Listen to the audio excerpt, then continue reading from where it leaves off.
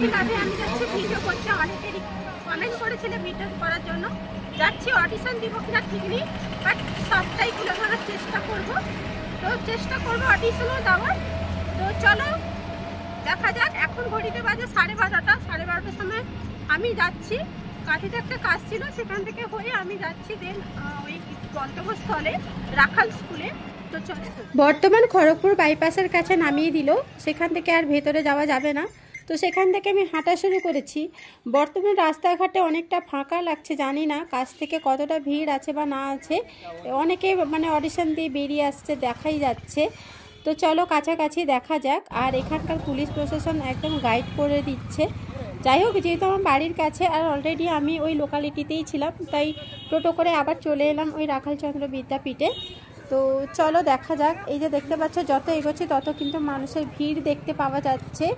তো চলো আগে আমি লাইনে গিয়ে দাঁড়াই। তো আমি প্রথমে বুঝতে পারিনি, তো বললো যে লাইন পড়েছে কৃষ্ণনগর স্কুল পর্যন্ত।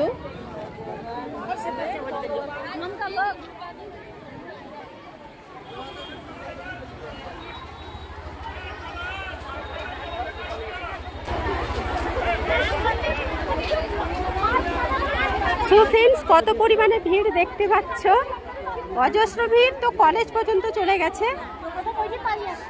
সো ফ্রেন্ডস, আমি কিন্তু এই পর্যন্ত গেছি, আর কিন্তু আমি যেতেই পারিনি কৃষ্ণনগর অবধি। তো এখানে দেখতে পাচ্ছ প্রচণ্ড পরিমাণের ভিড়, আর আমাকে যেতেই দিল না, তাই আমি এখানে দাঁড়িয়ে গেছিলাম লাইনের মধ্যে। তো লাইনের মধ্যে দাঁড়াতে 12:30 থেকে লাইন দিয়েছিলাম, বাট আমার 2টোর মধ্যে কমপ্লিট হয়ে গেছে।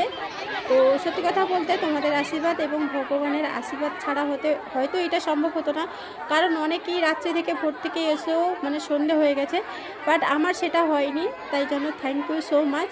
তো চলো আমি এখন লাইনে ওয়েট করছি। অনেক চাপটাচাপটি, অনেক ঠেলাঠেলি, অনেক ধস্তাধস্তি, তারপর লাঠি চার্জ সব কিছু কিন্তু এখানে চলছে, বাট আমার কিছুই করার নেই। আমি তো যেতেই পারলাম না, বাট আমি যেখানে পেলাম সেখানে দাঁড়িয়ে গেছি। বাই দ্য ওয়ে, শেষে কিন্তু গরুটা ভেতরে ঢুকে একদম মানে ভয় পেয়ে গেছে, ঘাবড়ে গেছে। তো এখানে তো সে মানে টয়লেট করে ফেলছে, কিছুই করার নেই। তো সে কি করবে, তাই প্রত্যেকে আবার রাস্তা দিতে, এই যে দেখো দৌড়ে পালিয়ে যাবে গরুটা, দেখতেই পাচ্ছ। তো চলো এরপরে আমি এই যে দেখতে পাচ্ছ কত হয়েছে, কত ভিড়। তো চলো আমি যখন ভেতরে প্রবেশ করব তখন আবার সবটাই তুলে ধরবো। এখন বর্তমানে আমি লাইনে দাঁড়িয়ে আছি, আর এত মানুষের ভিড় দেখতে পাচ্ছ, প্রায় 10,000-এর কাছাকাছি মানুষ এখানে অডিশন দিতে এসেছিল। তো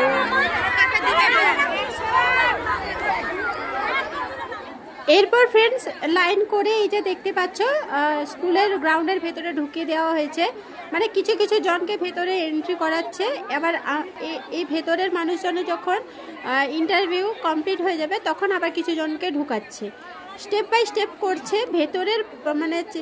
ভেতরের সিস্টেমটা ভীষণই ভালো লাগলো, বাট বাইরে এই যে যেখানে সেখানে জটলা হয়ে যাচ্ছে, যেমন আমি যেতে পারলাম না, লাইন দিতে পারলাম না, ওইখান থেকে আমাকে লাইন দিতে হলো।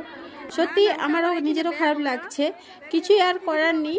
তো এইভাবে যদি পুরোটাই সিস্টেমের মধ্যে চলতো, হয়তো এত ধস্তাধস্তি, এত চিৎকার, এত ঠেলাঠেলি কিছুই হতো না। যাই হোক, ভেতরে প্রবেশ করার পরে এই যে এখানে ক্যামেরা করছি, তো অনেকেই বলছে নাকি ক্যামেরা ছাড়িয়ে নিয়েছে, বাট আমার চোখের সামনে এরকম কিছুই হয়নি। যেটা হয়নি সেটা বলবো না। তো এই যে দেখো, এরপরে আমাদের ছাদে তোলা হলো, ছাদে এবার ফর্ম দিবে, আর ছাদ থেকে একটুখানি নিচের ভিউটা জাস্ট নিলাম। ফাইনালি আমার হাতে এই যে দেখতে পাচ্ছ ফর্ম চলে এসেছে গাইস। লাখ টাকার লক্ষ্মী লাভ, জানি না কার কপালে কি আছে, বাট আমি এখানে যে বসছিলাম, এখানে মোটামুটি আমার পাশে যারা ছিল ভীষণই ভালো ছিল। তো চলো ফর্মটা ফিল আপ করবো। সো হ্যালো ফ্রেন্ডস, ফাইনালি আমি কিন্তু বসে পড়েছি এখানে ফর্ম ফিল আপ করতে। ফর্ম ফিল আপ হয়ে গেছে, প্রচণ্ড মানুষের ভিড়, প্রায় 7,000 থেকে 8,000 মানুষ। তো আমি পুরো শেষে বসছি এই দিদিদের সাথে। দিদিরা হাই করে দাও। তো এরা ভীষণই ভালো, আর যাই হোক সবার সাথে কম্প্রোমাইজ করে এখানে বসছি, জানি না কখন ডাকবে। ফর্ম ফিল আপ কমপ্লিট হয়ে গেছে, হাই করে দাও। ফ্রেন্ডস চলো আগে ফর্ম ফিল আপে কী কী করতে হবে বলে দিই। প্রথমে তোমরা নাম লিখবে, তারপরে ঠিকানা, বয়স, মোবাইল নাম্বার, বাড়িতে কে কে আছেন, কোনো পেশার বা কাজের সঙ্গে যুক্ত নাকি, এর আগে কি আপনি কোনো রিয়েলিটি শোতে গেছিলেন নাকি, প্রতিযোগী সংক্ষিপ্ত জীবন কাহিনী এবং জীবনের কোনো স্মরণীয় ঘটনা। তারপরে আছে এই 1 লাখ টাকা জিতলে কোন স্বপ্ন পূরণ কোন স্বপ্ন পূরণ তিনি করতে চান। তো খুবই ইজি প্রশ্ন, এগুলো অনায়াসে তোমরা ফিল আপ করে নিতে পারবে। বাই দ্য ওয়ে আমার কিন্তু ফর্ম ফিল আপ হয়ে গেছে। এরপরে চলে এলাম নিচের কাউন্টারে। এই যে দেখতে পাচ্ছ এখানে কিন্তু অডিশনের জন্য জাজরা বসে আছেন, জিজ্ঞাসাবাদ করবেন। বাই দ্য ওয়ে আমার কিন্তু অডিশনে 4টে মতন প্রশ্ন করেছিল, কিন্তু কমন প্রশ্ন সবাইকে কিন্তু একটাই জিজ্ঞেস করেছিল, সেটা হচ্ছে 1 লাখ টাকা নিয়ে কি করতে চান। এটা প্রথম, এবং দ্বিতীয় ছিল তুমি কি করো।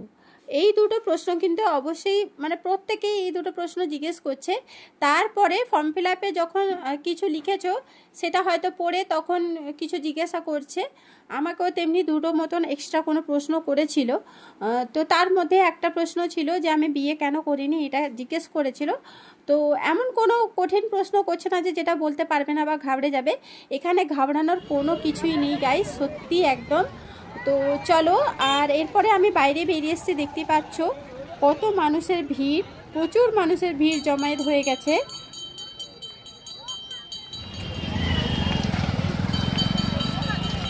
তো ফ্রেন্ডস ফাইনালি অডিশন দেওয়া কমপ্লিট, তো বেরিয়ে পড়েছি। তো যা যা জিজ্ঞেস করেছিল মোটামুটি বলেছি আর কি। তো যাই হোক, এরপরে বাড়ি যাচ্ছি একদম মাথা মাথায় দিয়ে। অডিশন কেমন দিলে? ভালো সব বলেছ? তো মোটামুটি সবাইকে ইজি প্রশ্ন করছে, তো এটাই ভালো হলো। আর মেন কথা হচ্ছে বিয়ে করিনি কেন, এটাই প্রশ্ন। তো যাই হোক, যদি এরপরে নেক্সট স্টেপে যাই অবশ্যই জানাবো।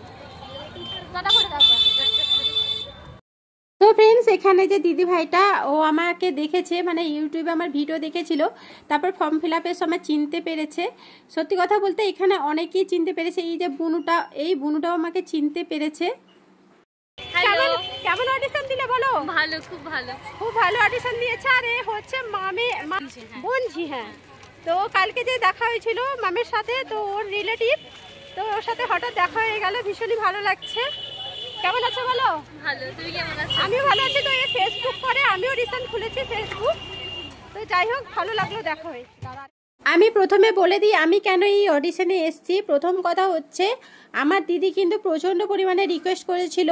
প্রায় 1 মাস ধরে যখন এখানকার অ্যাড দিয়েছিল, দিদি কিন্তু আমাকে প্রতিদিন ফোন করে বলেছে যে তুই যা, তুই অডিশন দে।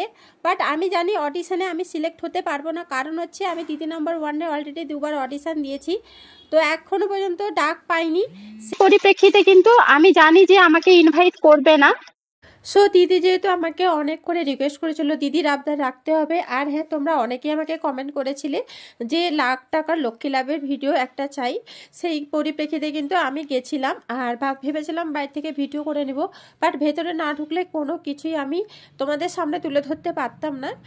যাই হোক, আজকের এই 1 লাখ টাকার লক্ষ্মী লাভে যদি আরও কোনো প্রশ্ন জানতে চাও অবশ্যই কমেন্ট করে জানিও। আর ভিডিওটা এখানে এন্ড করলাম।